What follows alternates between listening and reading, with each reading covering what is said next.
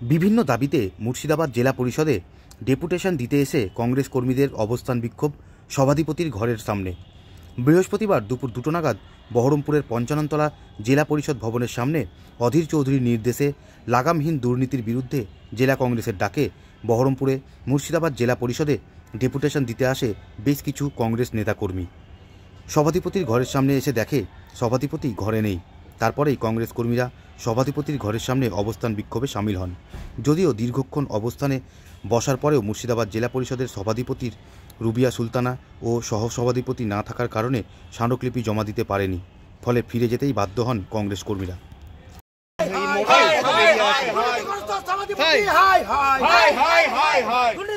আমরা 12ই ডিসেম্বর প্রথম জেলা পরিষদের কাছে চিঠি করেছিলাম লিখিতভাবে কংগ্রেস পার্টির পক্ষ থেকে যে আমরা ডেপুটেশন দিতে চাইছি। 18 ডিসেম্বর উনি বললেন যে হ্যাঁ, চিঠি লিখে 18 ডিসেম্বর ওনারা বললেন যে হ্যাঁ আমরা ডেপুটেশন নেব। জেলা পরিষদে আমাদের যারা মেম্বার, ইলেক্টেড মেম্বার, আমাদের একটা মেয়েও আছে আরিফা, কাফি, আমাদের সুমন, যারা আছে তারা জেলা পরিষদের সভাধিপতির সঙ্গে আলোচনা করে 27 ডিসেম্বর যে আমরা কিভাবে আসবো না আসবো। জেলা পরিষদের সভাধিপতি বলে হ্যাঁ, কোন দিকে আপনারা দেবেন, কখন আসবেন, সব টাইম জেলা পরিষদ তথ্য দেওয়া হয়েছে।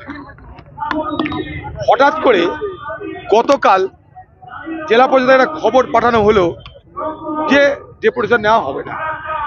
ওরা অদ্ভুত, মানে একটা সভাধিপতি সে হচ্ছে এই জেলার মুখ্যমন্ত্রী, কার ইশারায় কার ইচ্ছায় হঠাৎ করে এই ডেপুটেশন বন্ধ করার সিদ্ধান্ত না হলেও এটা আমার আপনার বুঝতে অসুবিধা হচ্ছে না।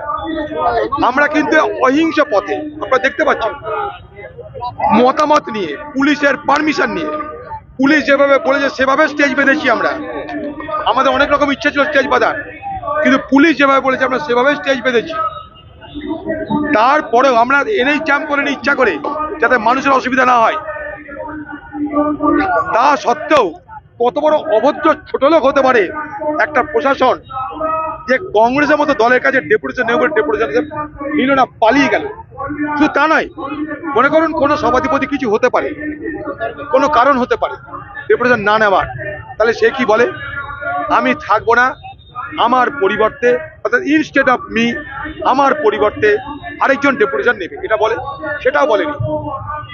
আজকে সেখানে সবকিছু বন্ধ, সব সেখান থেকে পালিয়েছে। না না, রাস্তা কোথাও অবরোধ করছি আমরা, মানুষের না, এই যে প্রোটোকল ভাঙলো, অর্থাৎ আমাদেরকে কথা দিল একটা পার্টিকে, তার চিঠি পাঠালো, তারপরে কোনো কারণ না দর্শিয়ে তার পরিবর্তে কাউকে না রেখে আমাদের ডেপুটেশনকে গ্রহণ না করা মানুষের দাবি, সেটাকে অবজ্ঞা করা, এটার বিরুদ্ধে কোনো আইনি ব্যবস্থা নেওয়া যায় কিনা আমি পরামর্শ করব। কে ডেপুটেশন নেবে সেটাই জানে না। ডেপুটেশন তো আমাদের কাছে চিঠি আছে, তাহলে এতদিন প্রচার করছি কি করে আমরা? এত ফ্ল্যাগ, এত প্রচার, এত মাইকিং, এত বক্তৃতা কি করে, কি জন্য করছি? মতামত নিয়েই তো করেছি। না, আমি বলছি যারা ওখানে যারা আধিকারিকরা রয়েছে তারা কেউ ছিল না, পালিয়েছে। সরকারের নির্দেশে, মমতা ব্যানার্জির নির্দেশে পালিয়েছে, তার জবাব দেওয়ার কিছু নেই। চোর, বাটপার, জুয়াচ্চর সব বসে আছে, তারা পালিয়েছে, তাদের ডেপুটেশন নেওয়ার মতো ক্ষমতা নেই। এই বাংলার মামাটি মানুষের দৃঢ়তা, মামাটি মানুষের পার্টির এই দৃঢ়তা, যে সত্য কথাটা শোনার মতন ক্ষমতা নেই। আমরা কিন্তু অহিংস পথে, দেখতে পাচ্ছেন আপনারা, অহিংস পথে, যেটা রাজনৈতিক আন্দোলন, সে রাজনৈতিক আন্দোলন করার অভিপ্রায় নিয়ে কিন্তু এখানে এসেছি।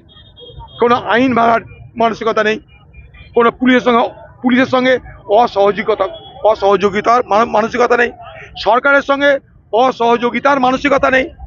আমরা কিন্তু খোলা মনে মানুষের সমস্যা নিয়ে, মানুষের দাবি নিয়ে জেলা পরিষদে এসেছিলাম। কারণ একটা জেলায় জেলা পরিষদ, সে হচ্ছে উন্নয়নের মূল ইঞ্জিন, যার সভাধিপতিকে বলা হয় জেলার মুখ্যমন্ত্রী। আমার তো মনে হয় এবারে সভাধিপতি মেয়েটার চাকরি না চলে যায়।